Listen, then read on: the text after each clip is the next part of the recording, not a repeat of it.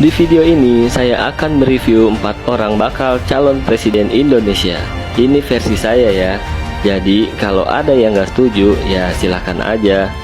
Oke, yang pertama ada Bapak Prabowo. Menurut hasil survei, beliau ini masih menjadi sosok capres yang memiliki elektabilitas paling tinggi dibanding calon lainnya. Selain itu, keputusan beliau bergabung ke dalam kabinet Jokowi juga membuat para pendukung Jokowi nanti bisa saja menjadi pendukung Prabowo, karena beliau terbukti lebih mementingkan persatuan dan pembangunan bangsa daripada sekedar ego pribadi. Yang kedua, ada Pak Ganjar. Sosok yang humoris, dikagumi emak-emak, dan pinter banget bikin konten di medsos. Semua kegiatannya bisa jadi konten, bahkan makan di pedagang kaki lima pun jadi konten. Intinya rajin ngevlog, ya bisa dibilang gubernur paling YouTube di Indonesia lah.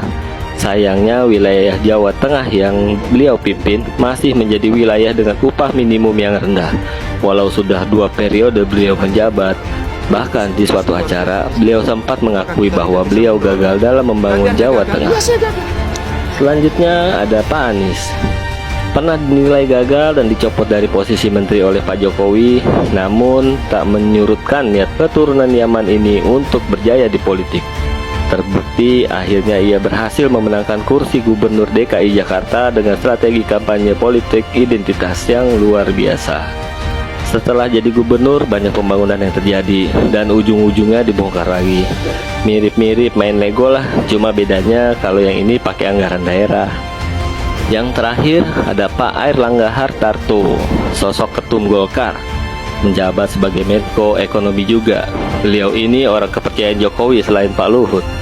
Makanya hampir selalu ada di samping Jokowi, mau itu pertemuan dalam negeri atau pertemuan luar negeri. Beliau layak disorot karena keberhasilannya dalam menanggulangi COVID dan memulihkan ekonomi pasca COVID.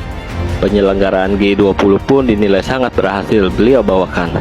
Namun karena level pekerjaan beliau terlalu elit, maka masyarakat tidak terlalu mengenal beliau, sehingga elektabilitas beliau hingga saat ini belum begitu tinggi. Nah, itu aja review dari saya. Kalau menurut kalian gimana? Komen aja di bawah. Santuy.